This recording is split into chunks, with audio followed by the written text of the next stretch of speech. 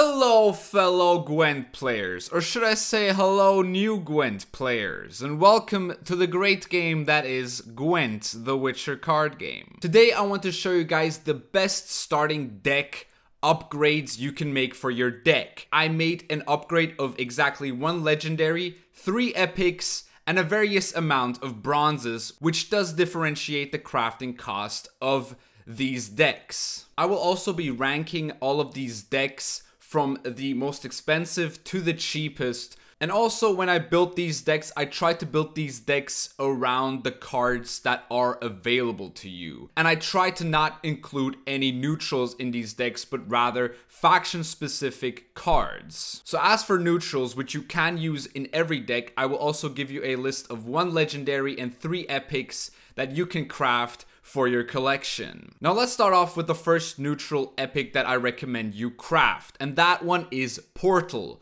Deploy summon a random 4 provision unit from your deck to the left of this card. After 3 turns, summon a random 4 provision unit to the right of this card. Now this card has a lot of potential with engine decks. Engine decks basically means decks that play for points per turn cards, where basically every turn your cards gain extra points. And how the card works is that in the mulligan phase, you mulligan your 4 provision cards so you can later, when you have this card, put them out of your deck and basically thin your deck by 2 cards while also putting 2 engines on your side of the field and basically creating a very powerful sort of effect, which is both effective when it comes to deck consistency and also point efficiency in the round that you play it in. And yeah, that is the power of Portal. The next card is One-Eyed Betsy. Deploy damage an enemy unit by 4. If it has armor, damage it by 6 instead. So basically this card can play for a theoretical 10 points for its 10 provision cost, because it's a 4 deal 6. Now obviously armor does not give you actual points, but armor might be able to protect certain cards from the damage necessary to kill them. And if they play a card with, say example, 4 points and 1 armor, you are basically able to trade up to that card with this One-Eyed Betsy to 4 points, which is really effective and can put a lot of pressure on the opponent. And the last epic that I'm recommending you to craft is Roach. Whenever you play a gold card, summon this unit from your deck to a random allied row.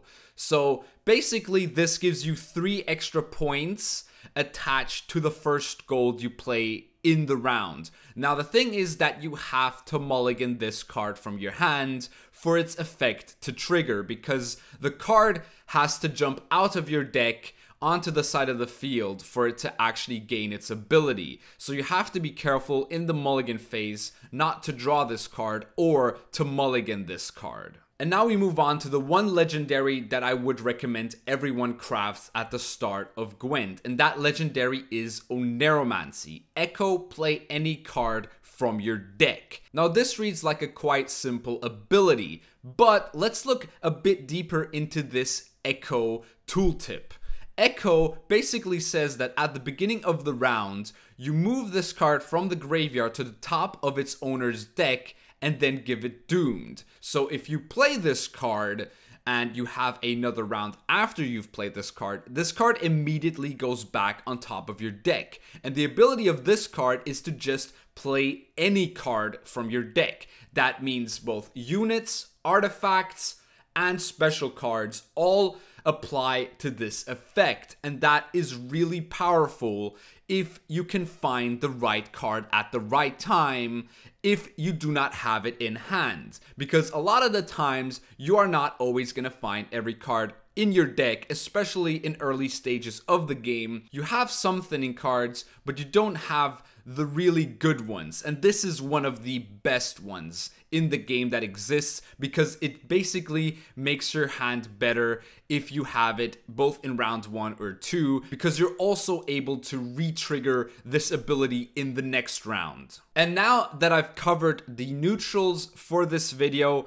let's move on to the faction specific decks and which upgrades I've made. Now, a little side note, I've not added any of the neutrals into the decks that I've crafted today. I've just focused on faction-specific cards to craft for the starter decks. So let's start with the most expensive one. And the most expensive one is SCOIA'TAEL. Now here I have the SCOIA'TAEL starter set base that I wanted to build this deck around with 12 units, which is the least amount of units in this video, and which is why this is the most expensive deck to craft, because it needs the most cards on top of the 1 legendary and the 3 epics. So if we're looking at this base, your main strategy is basically playing for the Dwarven Agitator into the Skag's finisher. You're also going to see cards like Geralt of Rivia and Derogare of Vol in every other deck, because those are just very basic cards from the base set that give you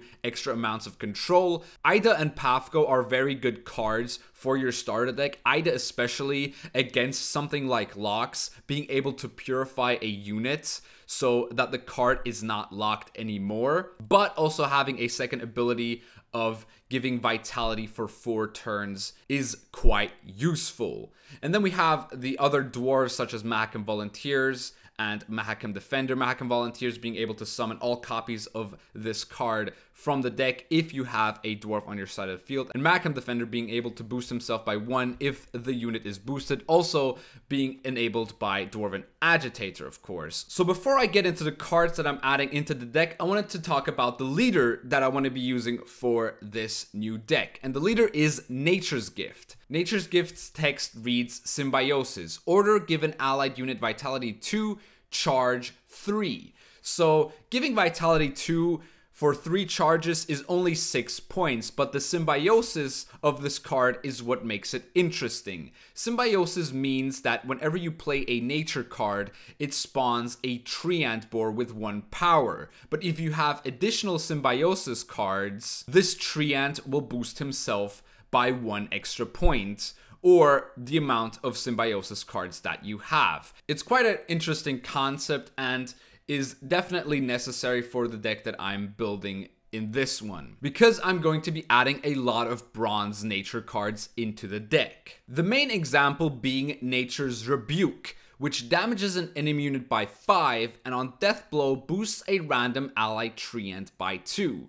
Now, this is basically a better Thunder, which is why Thunder is not in this deck. This does what Thunder does with an additional upside. Now, as I said earlier, the Symbiosis leader gives you a Treant whenever you play a nature card. So if you've already played a nature card and spawned one of those Treants, you're getting an additional 2 points if you've managed to kill the unit that you hit with this card. Now, the next card is the Hamadryad.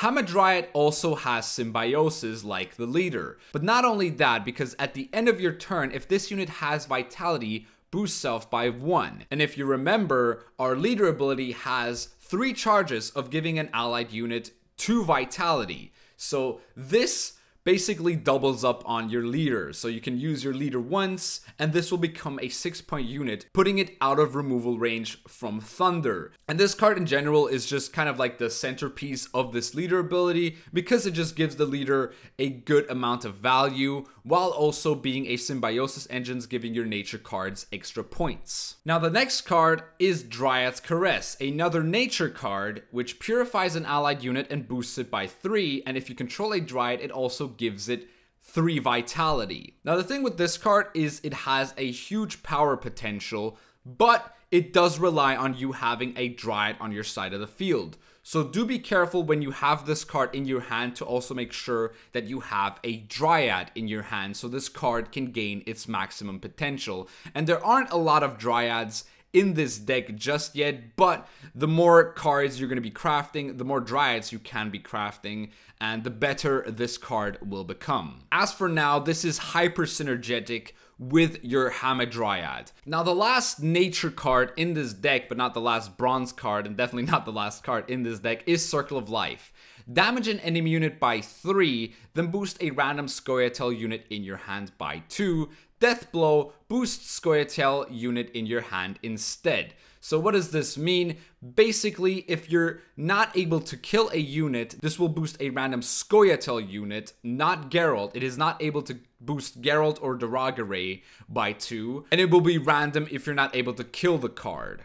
But if you actually are able to kill the card with the Death Blow, you're able to choose your card with the Circle of Life. Now, the difficult part with this card is managing the tempo that it plays for, because the card itself doesn't play for a lot of points, but it plays for a lot of combo potential. If you're able to play this card and are then going into a next round and able to keep the boost in your hand from this card basically already fulfilled its purpose by getting 2 extra points for the next round, which could be quite detrimental. And the last of the bronzes is the Cat Witcher Mentor. Deploy boost self by the number of other cards on this row.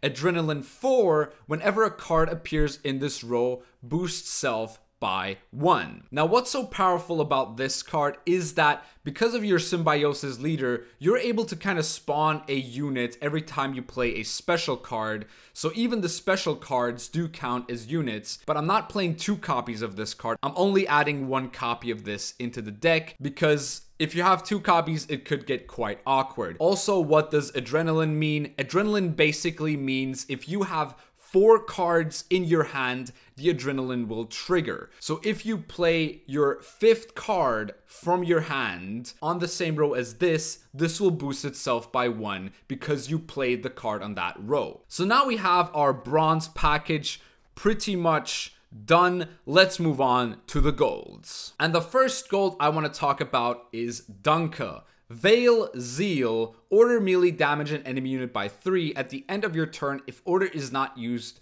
boost a random SCOIA'TAEL unit in your hand by 1.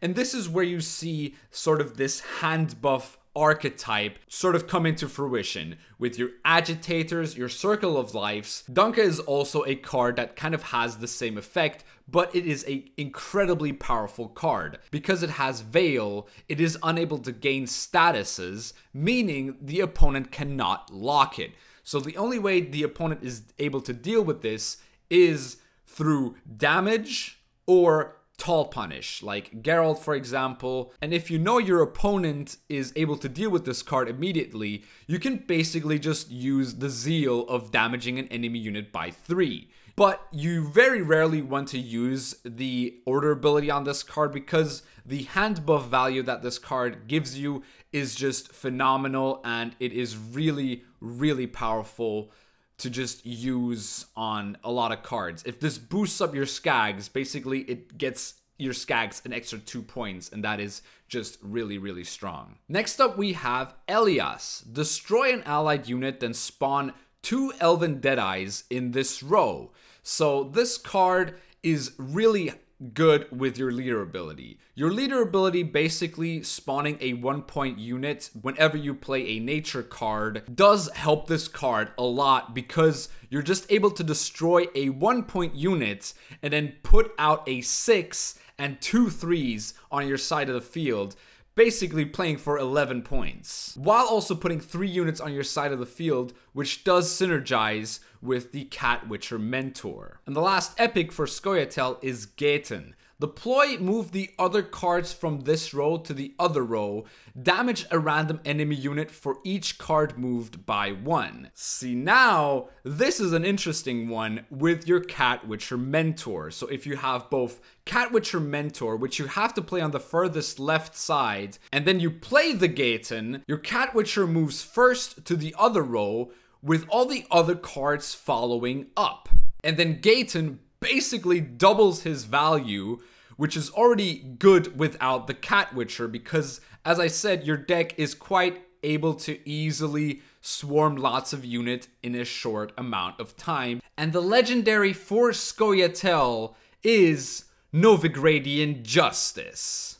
Play a Bronze Dwarf or Crown Splitter from your deck. If you already control a Dwarf or Crown Splitter, also spawn a Cleaver's Muscle on allied melee row. You can forget about the Crown Splitter part of this card because it doesn't really affect SCOIA'TAEL. It's more about the dwarf part. So if you control a dwarf, you can play this card and then play any dwarf from your deck. That could be a volunteer, that could be a agitator, that could be pretty much anything that you would want from your deck, and this card thins your deck, and it also plays for quite a nice amount of points. And yeah, that's the power of Novigradian Justice. So here you have the deck with 25 cards, but you have 12 spare provisions, and it is the most expensive deck to craft. The total cost for this one is 1,920 scraps.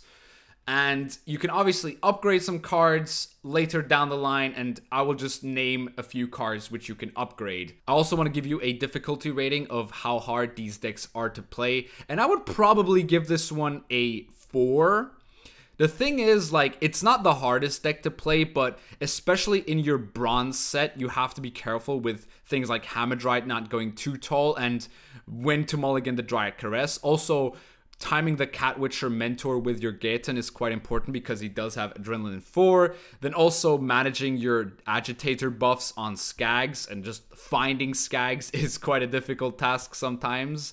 So that is a bit annoying in the deck, but also being able to establish carryover and knowing which cards to mulligan is quite difficult in this deck. A lot of the times, if you are on blue coin, you want to mulligan cards like Circle of Life and Agitator, unless you have Justice to sort of keep up with the tempo. The good thing with SCOIA'TAEL is upgrades in your epic department. There are a lot of good epic cards in SCOIA'TAEL that can just see play. For example, Treant Boar is also an option you can use. Gord is also really good the further down you go and the more specials you're able to craft with this. Torivial is also a pretty solid card to just craft and have in, you know, your collection for SCOIA'TAEL. Now, when you want to upgrade legendaries, there are a lot of legendaries, obviously, in the game that are really, really good.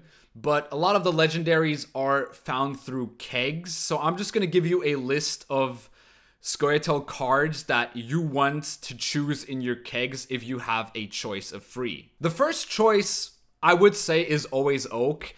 Like, Oak is a pretty damn good finisher, and in general just a good card with this deck especially, and in SCOIA'TAEL in general it's a really, really powerful card. Eithne is one of these evolving cards which you're gonna see in all these other factions, and Eithne works especially well with the Symbiosis archetype. The problem with her is you're not allowed to play neutrals for her to gain her full potential, so you obviously have to watch out for that. Then there's also Vernociel, which is just a very solid hit for both the elf archetype and just also swarming the board. Gezras is one of the craziest payoff cards for swarm decks in general, so if you can find him in a good deck, definitely try and craft him. Forest Protector is a really good card in nature decks, especially being able to replay a Rebuke is one of his strong points, and that's just what he's there for pretty much. And the last card that I would recommend is Call of the Forest,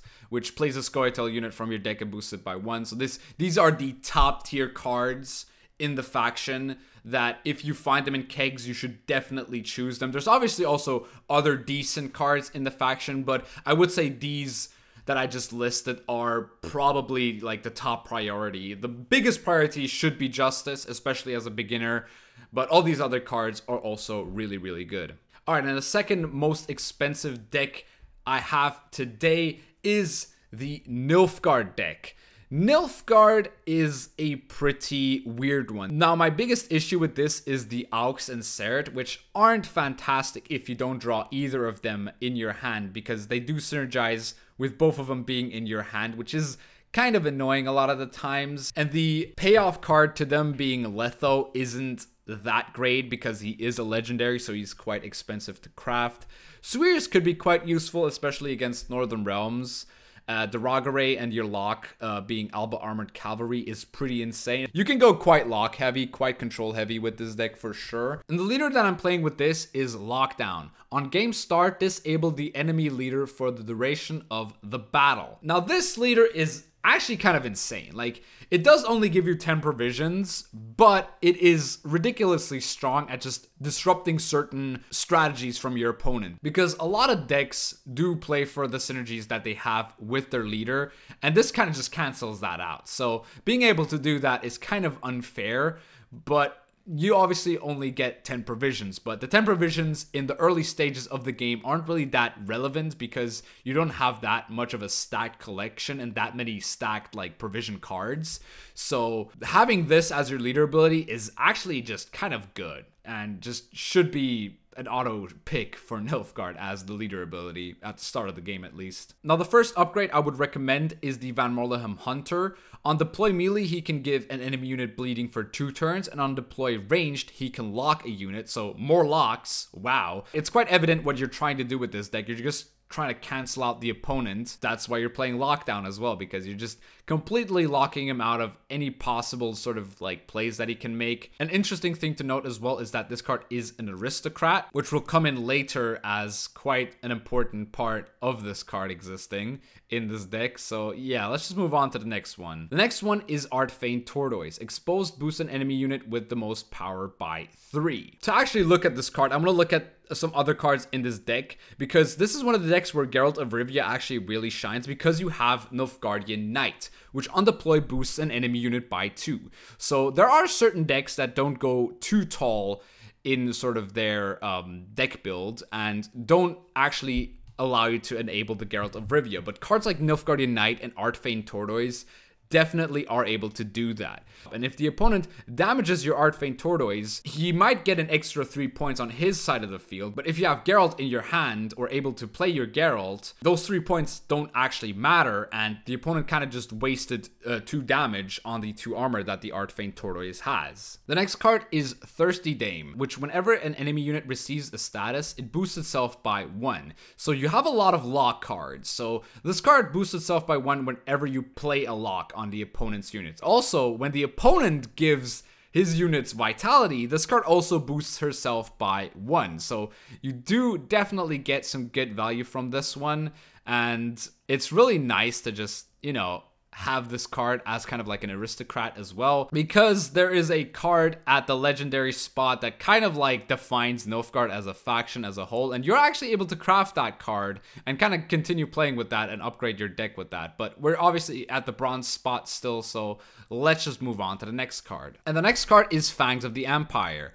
Deploy given enemy unit poison. So basically how poison works is if you're giving your opponent 1 poison, that doesn't do anything, but if you give your opponent the 2nd poison, that kills it. So if you have 2 copies of this in your hand, you're just basically able to kill a unit with 8 points attached to it through 2 turns, which is quite ridiculous if you think about it. For that cheap of a provision cost, the payoff that this card can have is quite high. Now the thing is with this deck in general is like it is a bit too tall punishy. Definitely be careful with playing Geralt in this deck. I think Geralt is a bit excessive, but he is one of the best cards you are given at the start and is not something I want to replace for sure. You also can't mill him for scraps, which would be kind of useful. There's a lot of epics and legendaries I'd rather run than this, but later on you will obviously be able to craft more better cards to replace this Geralt of Rivia. But in the current state of this deck, I think the Artfane Tortoise and the Knight are able to set up your Geralt of Rivia, whereas the Fangs of Empire is just kind of there to deal with like early engines that the opponent might play, which you don't want to lock necessarily. So now we move on to the gold spots, and the first gold spot goes to Van Morlehem's Cupbearer. Assimilate, deploy melee, poison a unit, deploy range, purify a unit. Now what does assimilate mean? So basically whenever you play a card that was not in your deck, but you're not really playing this card necessarily for the assimilate. It's obviously nice that it has it, but you're mostly just playing this for the either deploy melee to poison a unit or the deploy range to purify a unit, because both of these can be very useful. Especially the poisoning a unit basically gives you a 3rd poison with the Fangs of the Empire, so you're likely to draw at least 2 of them, or if not, you can just obviously mulligan one of the poisons and keep this to just purify unit, because this card can play around defenders. So the defenders are kind of scary, especially if you're playing such a lock heavy deck. So if you have this card and are able to deal with the defender by just purifying that, you're now able to lock the rest of the opponent's deck and control the opponent's side of the field with your locks and your poisons and your Geralts. and that's why Van Morlehem Cupbearer is just a very powerful card in Nilfgaard. The next epic card that you should craft is the Roderick of Duntin. This loyal deploy, look at 2 random gold cards from your deck, then play one of them. So this card is like a -2 play a gold from your deck, but this basically just allows you to look through your deck. Especially later rounds, this is pretty strong because you might have like 2 or 3 golds left in your deck that you might want, and then this card just finds them for you. So that's really good and just powerful in itself. And it's also an aristocrat. And I've mentioned the aristocrat tag quite a bit, and you're going to see it one more time before I mention the big payoff card to all these aristocrats. Joachim the Wet, disloyal, deploy, play a non-disloyal unit from your deck and boost it by 8. So with the disloyal tag basically means, it's also the same for Roderick, which I didn't explain it with him. It's that the card will be played on the side of the field and then gain a spying status, meaning it will also boost up your Thirsty Dame by 1. And this card is basically a play a unit from your deck, a random unit from your deck, and boost it by 4 because you obviously have the disloyal 4 on that. But this card is also an aristocrat, so there's that, and that is quite big actually. And now that I'm done with the 3 epics, let's just move on to the main player in this deck, and that is Masquerade Ball. This card is arguably the strongest like single card in the game if you are able to synergize with it. The card has Doom, so you're not able to replay the artifact.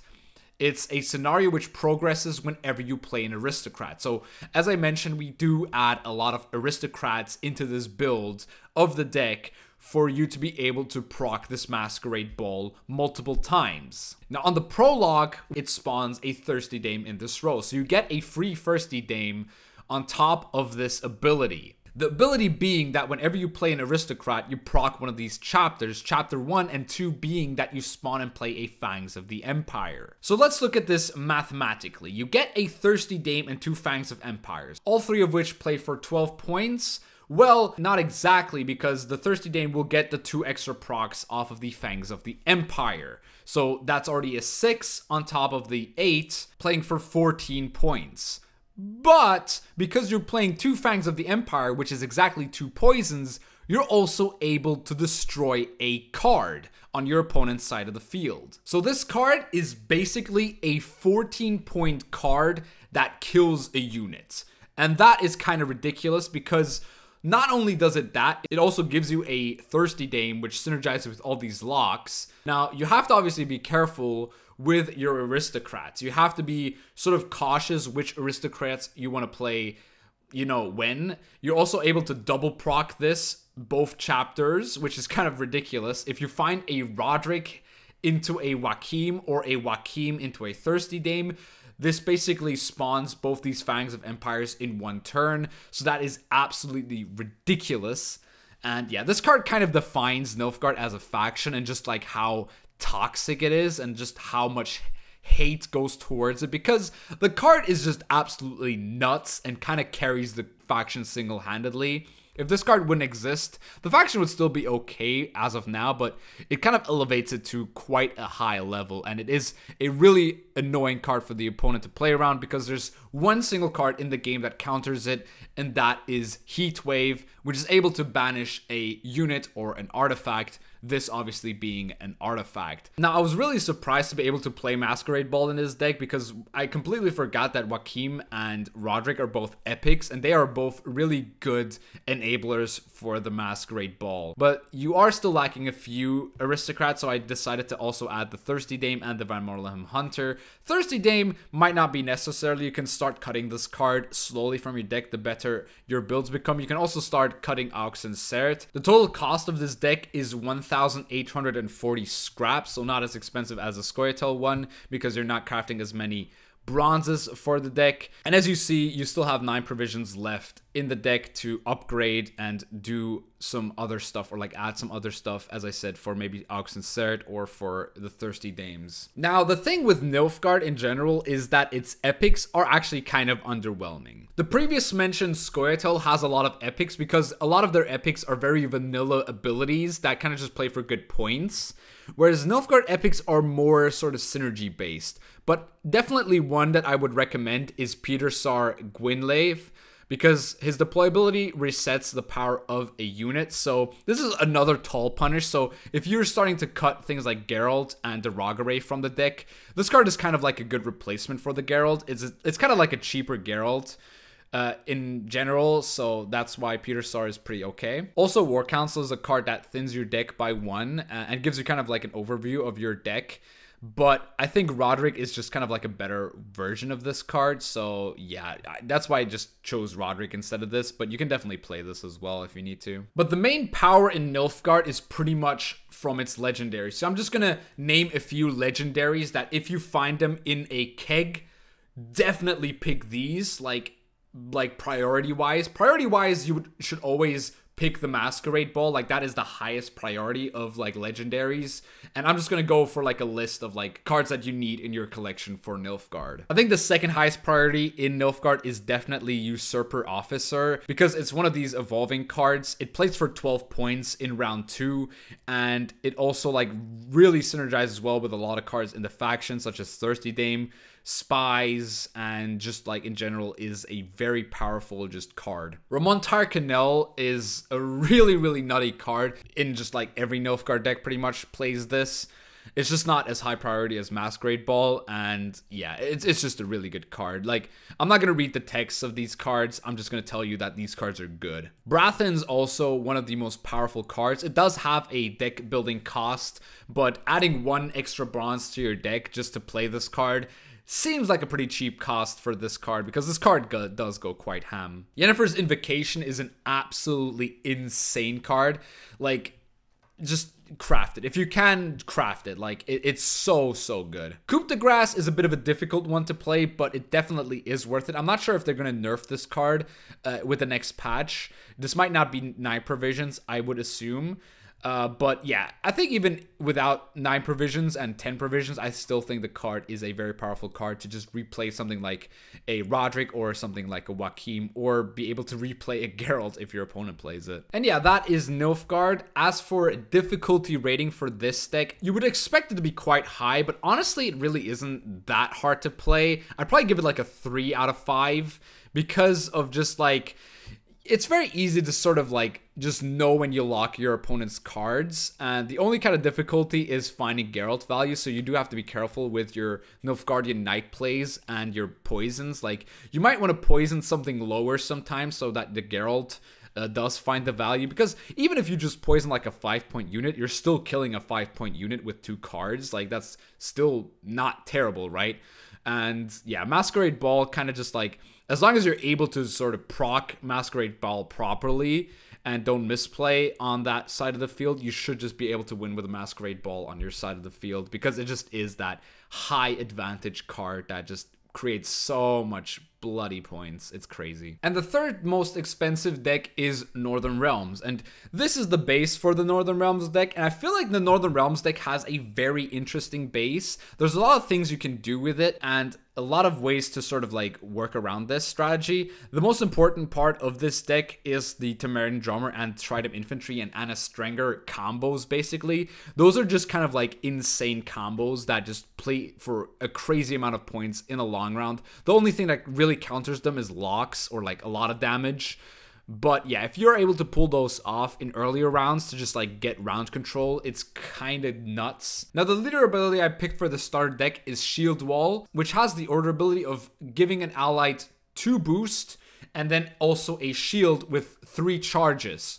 And this is just really useful to keep certain engines alive. When you give them that shield, there's only like a few cards that are able to deal with it. For example, locks are able to deal with it, but things like thunder or just damage aren't able to deal with it. Maybe a Geralt is able to deal with it, but you can obviously play around that by not boosting, you know, a high unit by 2 and giving it a shield. And yeah, Shield Wall is a really powerful leader, especially with one card, the legendary card in this deck. It kind of becomes a broken leader. The first bronze I recommend you craft is the Carrick Frigate. Order spawn a volunteer in this row. Crew at the end of your turn refresh this ability. Crew basically means if this is between 2 soldiers. And the thing is, the volunteer that it spawns already is a soldier, and the spawn will always happen to the furthest right. So you have to also be kind of careful with placing your cards properly. But realistically, you only really need one card to the left of this boat for it to gain 2 points per turn, and those 2 points don't actually go that tall. They kind of just play into Lacerate, which is a part of the starter set, but the further you go into the ranks, the less you will see of Lacerate, and this card will very much shine a lot of the times. The next bronze is Radovid's Royal Guard. Formation, order boost an allied unit by 2, inspired, give it 2 armor. So formation means that if you play a card in the front row, it will gain zeal. If you play it in the back row, it will keep its order ability, but it will boost itself by 1. And if it keeps its boost, the next card you play can gain 2 armor and 2 boost, making it ever so difficult for the opponent to kill the next card that he plays. So unless the opponent has a lock, this card will play for a lot of protection on the next card you play or the next engine that you play. So that is definitely something that has to be mentioned. Another common in this deck is the Lyrian Synthman. Deploy boost self by 1 for each boosted allied unit. So the thing with this card is this is quite a synergy heavy card, but you're also running quite a boost heavy deck. So if you have like 4 boosted units on your side of the field, this already plays for a 7, but the card has a lot of potential and can just be a very good finisher for a round where your cards just could be boosted. Like you're just doubling up on boosts that you might have separated with cards like Prince Stennis or Neneke. Another card that does that really well is Voimir. Now Voimir's ability is to boost an allied unit and all its copies by 1 and then gives them 1 armor. So the thing is with this one, it's a bit awkward to play because it is very reliant on your Carrick Frigate staying alive. If that works, and if you have like at least 4 volunteers, this still plays for like 9 points with 4 individual boosts, which works with the Synthman, and in general, your like boost strategy, like the Synthman just goes off in that case. Like, and also it gives them armor. So it could also play around something like Lacerate, where the Lacerate just gets 1 point less on its value if you time this correctly. And even if the Carrick Frigate wasn't able to, you know, work, it's still like pretty good on like just 2 copies of like a commando where, you know, you play the commandos and you get this for 7 points in. Obviously, you have to be a bit careful with this card and have to wait for the right time to play it. But the more you play the game, the more value you will find off of this card. The next card is Egmont. Veil Zeal, order melee damage an enemy unit by 3. At the end of your turn, if order is not used, boost the unit to the right by 1. Now this might seem familiar to the SCOIA'TAEL Dunka because it is very similar design. It is quite literally the same design, just with a different wording. So the thing with this card is it is a soldier, so it is basically like a more powerful drummer that has like 3 damage attached to it. It cannot be locked because it has Veil, and you can immediately use this ability just for 7 points. And yeah, in general, this card is just kind of solid to have in Northern Realms. And the last epic is Black Rayla. Order melee damage a unit by 1. Inspire damage a unit by 2 instead. Cooldown 1. So with your leader ability Shield Wall, giving this a shield and 2 boost is pretty damn scary for the opponent because this card can just deal 2 damage every turn, which is kind of nuts, honestly. The thing with this is you have to click it though, but this works really well with your leader ability and kind of gives you a good like overall view of like how the game works. This is just good lock bait because the opponent can't deal with it with a Thunder, and then maybe other cards will stick because you want to play this early rather than something like Anna Streger, which has more of an explosive ability because you do not have to click Anna Streger for its ability to work. So playing this earlier than Anna Streger or Drummer is definitely something you want to do because this can bait out locks. And baiting out locks is what you want to do with this deck, especially in the early stages of the game where pretty much every deck has the Rogare or Geralts. So yeah, baiting out locks early is very good, and this card is very good at that. If it doesn't get locked, like it just gets 2 points per turn anyway, and that's just really good anyway. So yeah, this card's just kind of solid in this deck. The further you go, the more you realize that Northern Realms is kind of polarized with legendaries, and the legendary cards that are within the faction are just kind of nuts. So you're gonna sway away from the epics in Northern Realms. And talking about legendaries, the one legendary I have for this deck is Prince Anse's. Formation, order damage an enemy unit by 4, inspire duel an enemy unit instead. Now, this might seem like a very basic ability, but paired up with your leader ability of Shield Wall, this becomes an absolute menace. Now, the way duel works is that you hit the opponent, and then the opponent hits you back, until one unit dies. But if Prince Anseis has a shield, that hitting back will not have as many consequences as if he didn't have that shield. And that's just kind of insane. Like, that is just insane point efficiency, and like, you're able to kill so many engines with it. You're pretty much able to kill any engine with this and your leader ability. You obviously have to watch out for like lockdown decks where you're not able to combo this with your leader. But even then, you still have things like Radovid's Royal Guard to give this 2 boost and 2 armor, which is very helpful in the duel.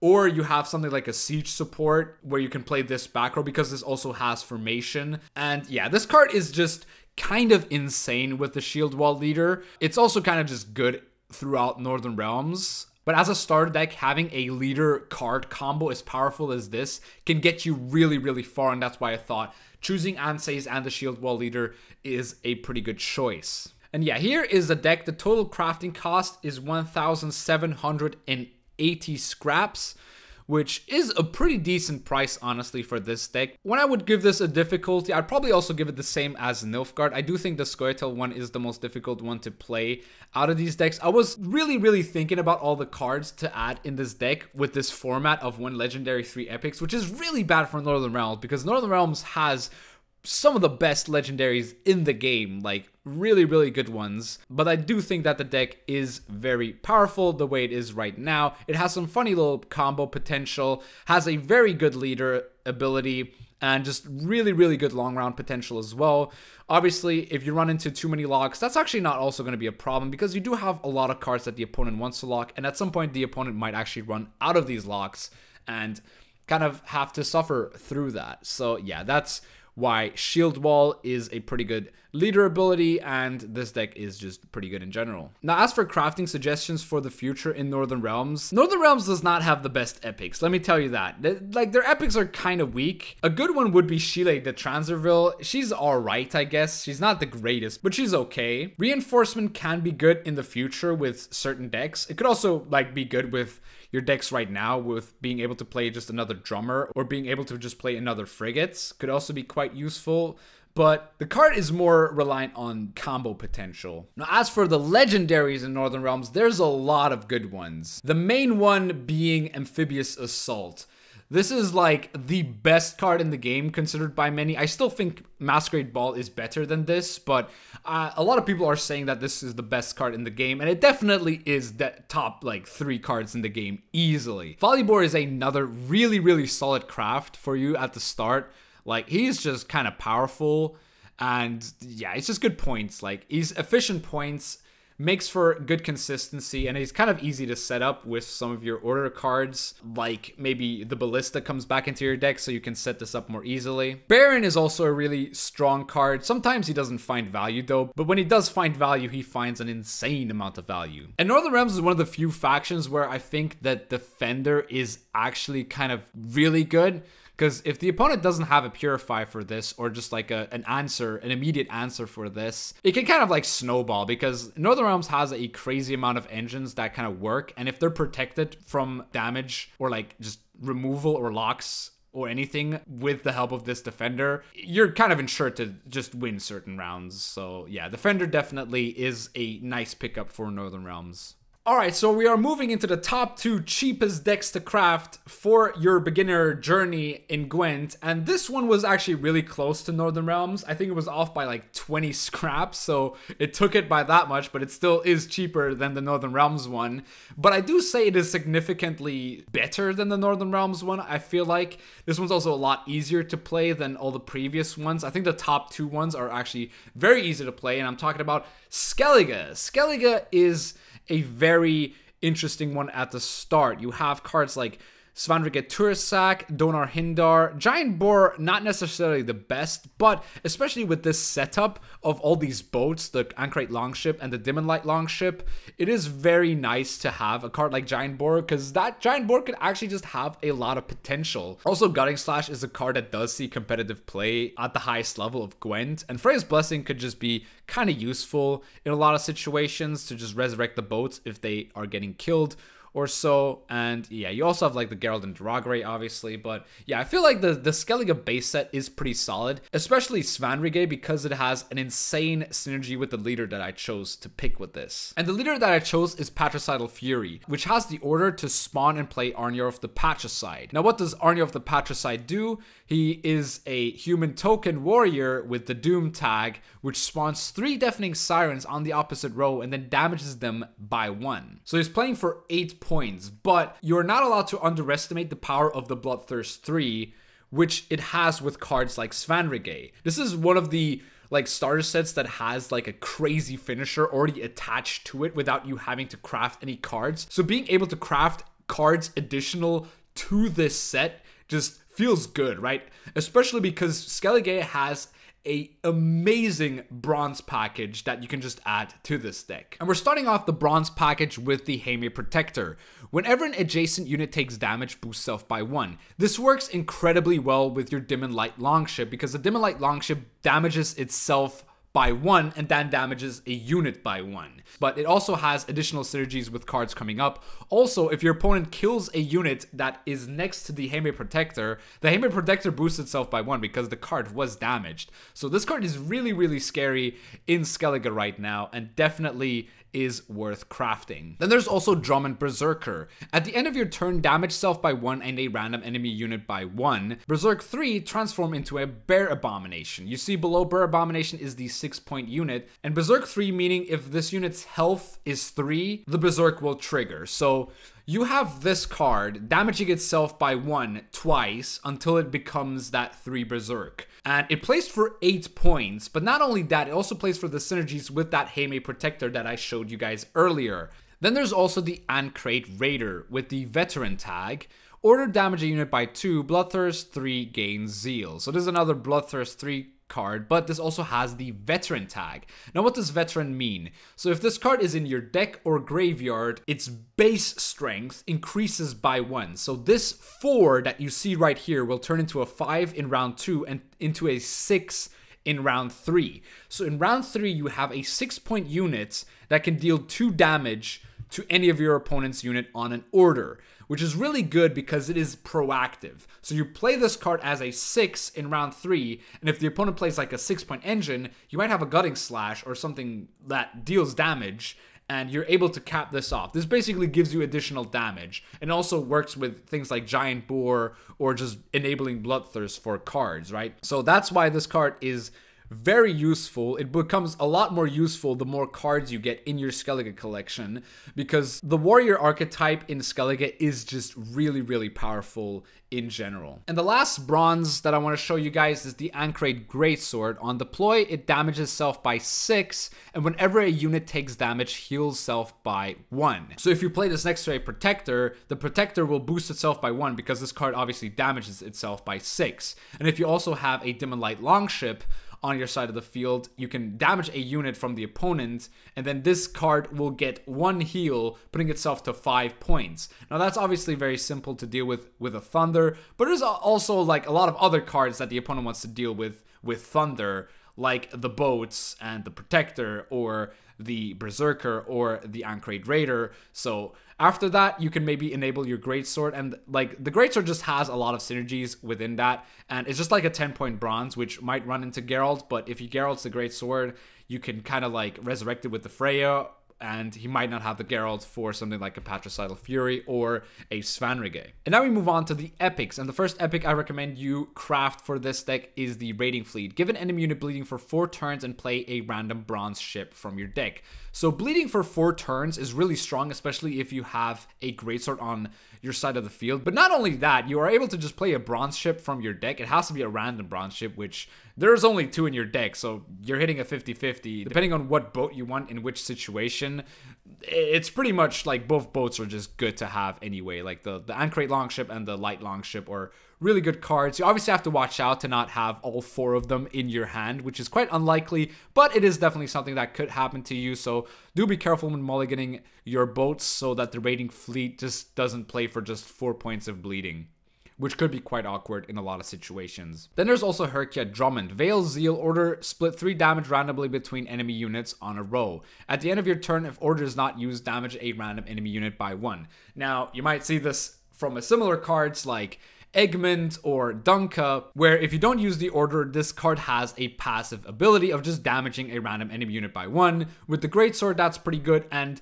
even just like the synergies it has with this deck are pretty good because you're enabling a lot of damaged units on the opponent's side of the field, and that's really what you want. Like, you just want damaged units to work with things like Bloodthirst or the Giant Boar as your finisher, and yeah, this is just kind of like an annoying engine for the opponent to deal with. And if he's not able to deal with it, it can play for quite a bit of points. So yeah, that's where Herkia is quite good at. And next up, we have Herald Houndsnout. Deploy, spawn 3 of Herald's Pals and summon them to your other allied row. Order, damage an allied unit by 1, cooldown 1. So this card isn't necessarily the best card, but it still plays for some nice utility. So if this card isn't getting dealt with, it still plays for a 7 tempo. For 9 provisions, that's not great, but especially against like random damage, these Herald's Pals do absorb this damage quite nicely. And there's also a funny thing you can do against NILFGAARD where they do play pikemen, especially early on in the game. It also plays around Lacerate quite nicely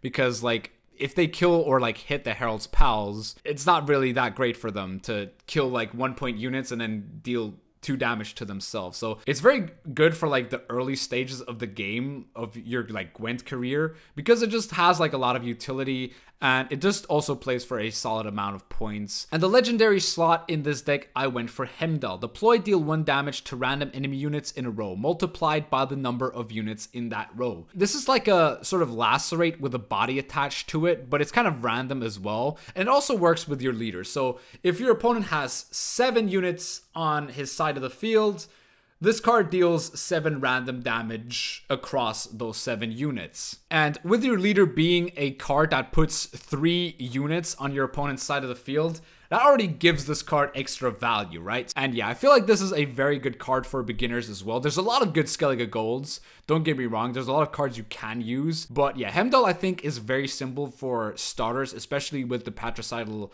Fury leader ability and you just being able to set up damage for things like the Giant Boar if you need it. Now the crafting price for this is 1,760 scraps, so only 20 scraps cheaper than the Northern Realms one, but I would say this one is a lot easier to play. It's also, I think, a lot better than the Northern Realms one. If I were to give it a difficulty rating, it would probably be 1 stars. Like, if you go into a short round, you're really good because, like, you have a lot of ways to win a long round or, like, have like threats in a long round with your bronze engines and your bronze boats and like some of the gold engines like Herkia as well, and also maybe Herald Houndsnout to disrupt certain cards from your opponent. And then you also have short run opportunities. If you keep your leader, you can just like play Patricidal Fury with the Svanrig Turisek for just an insane amount of points in a short amount of time. Now as for upgrades, let me go for some of the epics first. Starting off with Champion's Charge, probably one of the best removal tools within Skellige's faction, so definitely a card you want to look at in the future, especially with Patricidal Fury. Also, SCOIA'TAEL is an insane card. If you stop running neutrals, this card is absolutely worth it. And Gremist is also one of the best purifies in the game, so the further you go into the stages of like the game, the better this card becomes because purifying can be quite a valuable tool to you. And now we move on to the legendary slots. Now Skellige has a lot of very good legendaries, but I'm just going to show you the legendaries that you should prioritize when, you know, you have a choice in a keg or which ones to craft first, because these are really, really important for your collection. Now Herald the Cripple is another one of those evolving cards, and this card is kind of insane. Like it's actually pretty nuts, especially in round 3 if you have a devotion deck. So definitely pick him up when you can from a keg. Like, he is definitely a good choice. Svalbard Totem is just a nice point slam card, definitely a card you want to pick up as well. Blood Eagle is also a really good card, much like the Amphibious Assault in Northern Realms. This is a ridiculously strong echo card,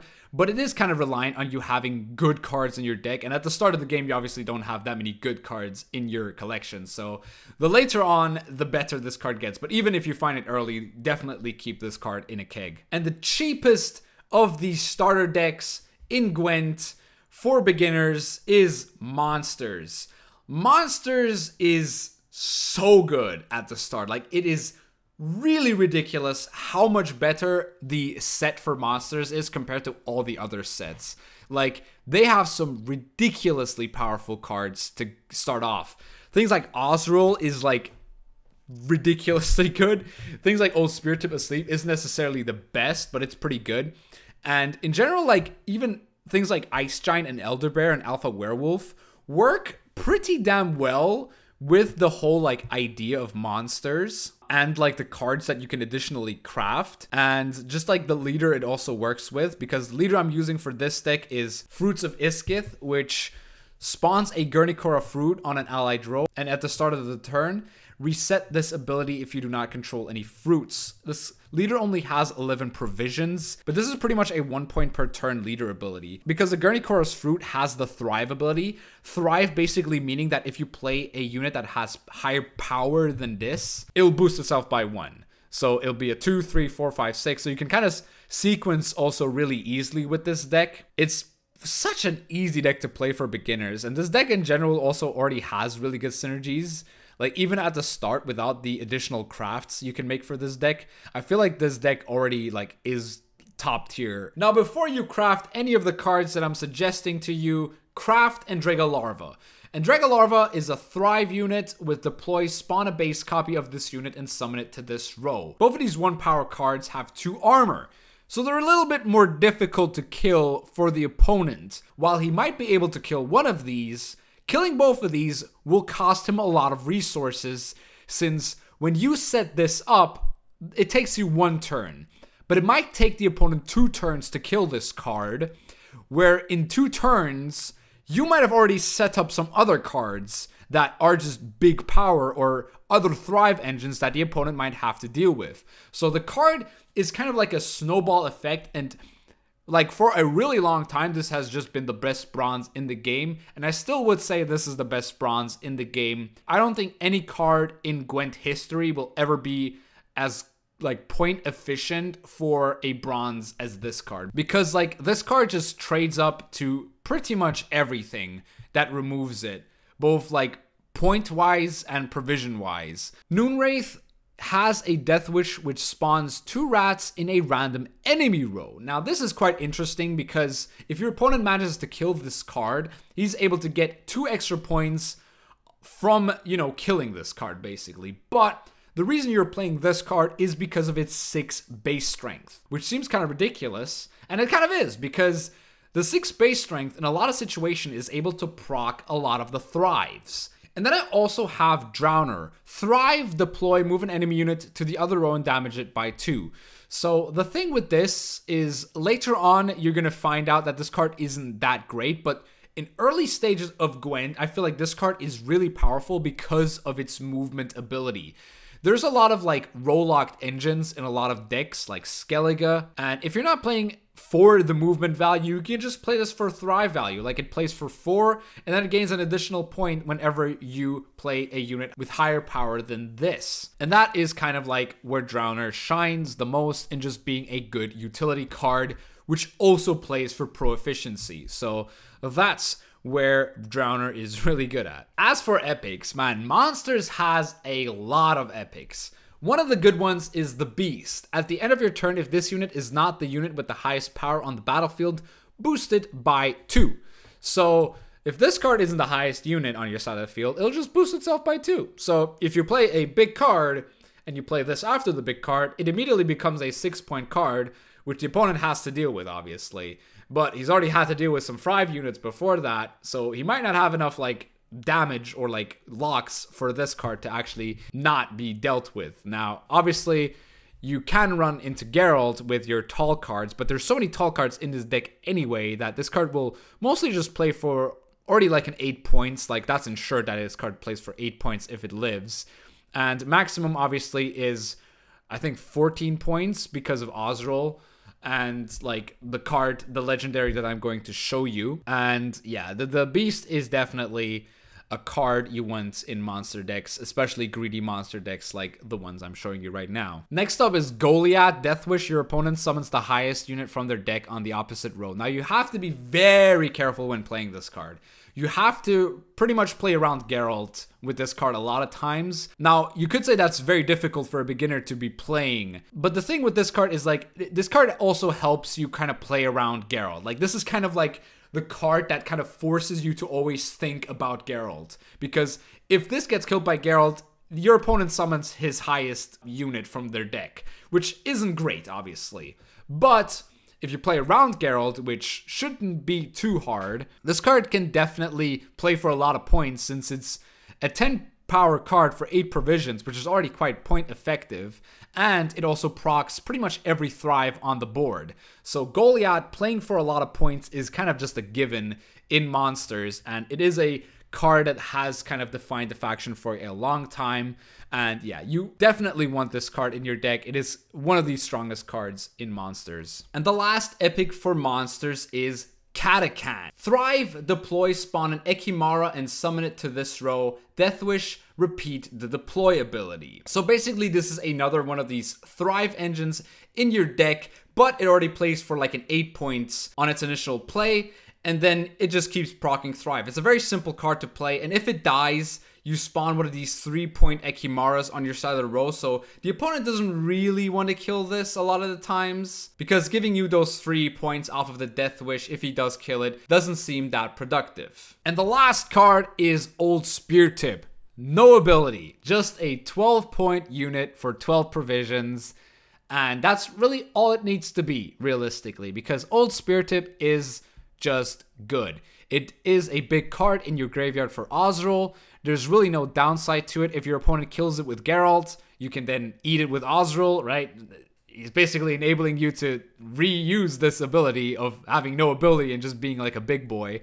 And this pretty much procs also every Thrive. Now, there's another card in the pool that is legendary for monsters, where you could say that you'd rather play the other card for that extra point, but I think for the simplicity of the video and like the simplicity of the deck, I feel like Old Spear Tip is perfectly fine to craft, especially at the start of the game, if you want to like try and just get easy ranks at the start, because monsters will get you very high ranks very quickly, but at a certain point in the game you do have to consider other options for sure. And this is the final deck. It is by far the cheapest at 1,680 scraps. Absolute bargain. Like, the thing is, like, a lot of the base set cards like Elder Bear and Ice Giant really work well with this set already, and if you can add like the good bronze cards like Indrega Larva, Noonwraith, and like good golds as well like Beast, Goliath, and the Catachan to that, you're just gonna have a good time like a lot of the times. Like, it's gonna be very easy to climb with you at first because the deck really requires very little thinking, to be honest. Like, its difficulty level from like 1 to 5 is probably like half, like half a point of difficulty. Like, you have to sort of sequence your thrives a bit different sometimes. Sometimes you have to keep your Drowner in hand because your opponent might try and play around the Drowner. But other than that, there's really not much thinking that goes into the deck. It's also really cheap to craft, and it can get you quite high quite quick. Now, the problem with the deck obviously is that it doesn't have a lot of control. Like, the certain control that it has is the Ragaray and like a Geralt.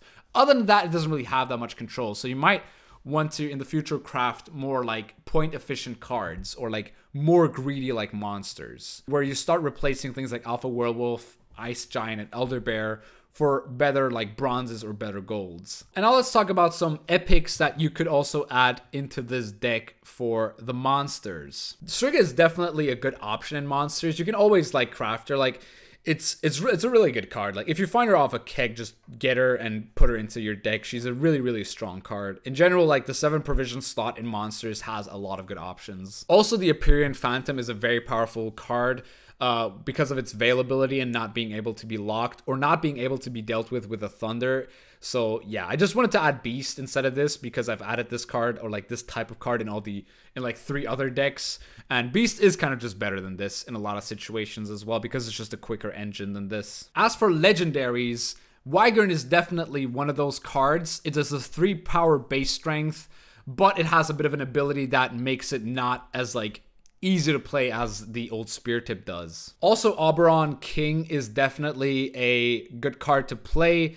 His pool of cards that he has though is a bit weak, and you can definitely play him, but I do feel like an old Spear Tip is better for starters because of his high base strength and the synergies that he has with the Ozreal. And then another card that's really strong in monsters is Naglfar. This is like a Royal Decree on steroids, but also not at the same time. A lot of upsides to the card, and sometimes there's a little downside if it doesn't find you the right cards, but a lot of the times the card is just really strong to play. And that wraps up this little crafting guide, where I just showed you some good cards and like cheap ways to build decks around the starter set, which was pretty much the goal for this video, and I hope it helped you out. If it did, please leave a like, subscribe for more Gwent content, and I'll see you soon.